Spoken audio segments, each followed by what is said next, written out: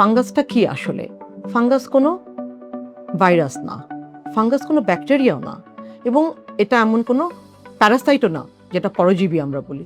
এটা হচ্ছে একটা অপরচুনিস্টিক অর্গানিজম, যেটাকে আমরা বলি সুযোগ সন্ধানী জীবাণু। যখন একটা মানুষ হাইজিন মেনটেন করবে না, পরিষ্কার পরিচ্ছন্ন থাকে না, অথবা সে কোনো দীর্ঘদিন অসুস্থতায় ভোগে, অথবা কোনো বয়স্ক মানুষ, অথবা কোনো বাচ্চা, যে কোনো মানুষই যারা সাধারণত যাদের ইমিউনিটি একটু কম থাকে তারা সাধারণত ফাঙ্গাসে ভুগে থাকেন।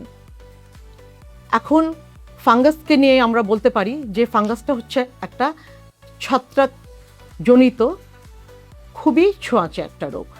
একজনের যদি একটা ফ্যামিলিতে যদি কারো ফাঙ্গাস হয় তাহলে অন্যদেরও ফাঙ্গাস হতে পারে। ফাঙ্গাসটা হচ্ছে গিয়ে এমনকি ধরেন আপনি একটা টাওয়েল ব্যবহার করলেন, সেই টাওয়েলটা দিয়ে গা মোছার পরে যেখানে আপনার আক্রান্ত জায়গা ফাঙ্গাস আছে সেটা নিয়ে যদি আপনি আপনার মুখ মুছেন, মুখেও হয়ে যেতে পারে। আমরা জানবো যে ফাঙ্গাস কোথায় হয়। ফাঙ্গাসের পছন্দনীয় এনভায়রনমেন্ট হচ্ছে ভিজে এবং স্যাঁতস্যাঁতে জায়গা, অন্ধকার জায়গা এবং গরম জায়গা। তাহলে যদি আমরা আমাদের নিজেদের শরীর চিন্তা করি, ভিজে স্যাঁতস্যাঁতে জায়গা কোথায়? সেটা হচ্ছে গ্রয়নে বা কুচকিতে হতে পারে, বগলে হতে পারে, আন্ডার আর্মস যেটা, বা শরীরের সমস্ত ফোল্ডসে, পায়ের ভাঁজে, বিভিন্ন জায়গায়, বা যে সমস্ত জায়গাগুলো আমাদের ঘাম বেশি হয় বা সাধারণত ড্রাই করা একটু অসম্ভব হয়ে পড়ে। ফাঙ্গাসগুলো এই সমস্ত জায়গা থাকতে পছন্দ করে। তাহলে যখন আমি চিকিৎসাতে আসব, আপনি যখন আপনার ফাঙ্গাল রোগে ভুগলে যদি আপনার ফাঙ্গাস হয়ে থাকে তাহলে আপনি সবার আগে শরীরটাকে শুকনো রাখার চেষ্টা করবেন। প্রপার ভেন্টিলেশন যাতে হয়, যাতে জায়গাটাতে অন্ধকার না হয়ে থাকে। পাতলা কাপড় পরবেন, আলো বাতাস যাতে চলাচল করে। আমরা অনেক সময় বলি যদি আমাদের প্রাইভেট পার্টে হয় তাহলে আমরা বলি আন্ডারওয়্যার কিছুদিন অ্যাভয়েড করতে বা ঢিলা ঢালা কাপড়গুলোন পরতে। তো এই জিনিসগুলো এটা আপনার করণীয়। সেই জন্য আমি বলছি যে আপনার কাজগুলো কিন্তু আপনারই করতে হবে।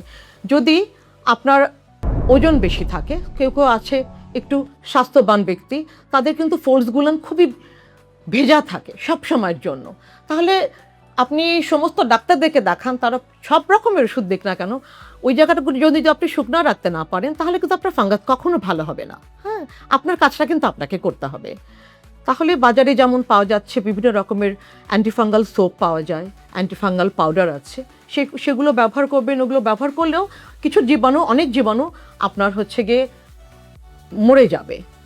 আর যখনই আপনি ক্রিম বা অয়েনমেন্ট লাগাবেন তখন আপনি সবসময় খেয়াল রাখবেন যে যেন সেটা স্টেরয়েড জাতীয় না হয়। আপনারা সবাই স্টেরয়েডের সাথে পরিচিত। সাময়িক হচ্ছে গিয়ে একটা আরাম হবে, কিন্তু এটা তো আবার বেড়ে যাবে। আর চুলকানির জন্য আপনারা চুলকানোর ওষুধ খাবেন, যেটাকে অ্যান্টিহিস্টামিনস আমরা দেই, সেটা খাবেন। আর একটা ব্যাপার যেটা সবচেয়ে ইম্পর্টেন্ট, আমি সবার শেষে আসছি, সেটা হচ্ছে গিয়ে অ্যান্টিফাঙ্গাল মেডিসিন। হ্যাঁ, অ্যান্টিফাঙ্গাল মেডিসিনটাই আপনাকে ফাঙ্গাসটাকে মেরে ফেলবে। তো এখন সবচেয়ে বড় কথা, আপনাদের যখন ফাঙ্গাস হয় আপনার মেডিসিন শপে যেয়ে একটা ওষুধ খেলেন, ওষুধ খেয়ে দেখলেন কিছুদিন পরে দেখলেন ভালো হয়ে গেল, আপনি বন্ধ করে দিলেন, তারপরে আবার হলো, তখন আপনি আবার খেলেন অন্য কোনো গ্রুপের ওষুধ। এই যে বারবার করে ওষুধ খাচ্ছেন, ছেড়ে দিচ্ছেন, তাতে ফাঙ্গাসে রেজিস্ট্যান্স ডেভেলপ করে। ফাঙ্গাসরা ভীষণ চালাক এবং খুব স্মার্ট, কিন্তু ওরা যখনই জানে যে এই ওষুধটা আমাকে অ্যাটাক করতে এসেছিল তখন তার বিরুদ্ধে তারা একটা রেজিস্ট্যান্স ডেভেলপ করবে, আর ওই ওষুধে কাজ করবে না। তো প্লিজ এই ভুলটি কখনো করবেন না।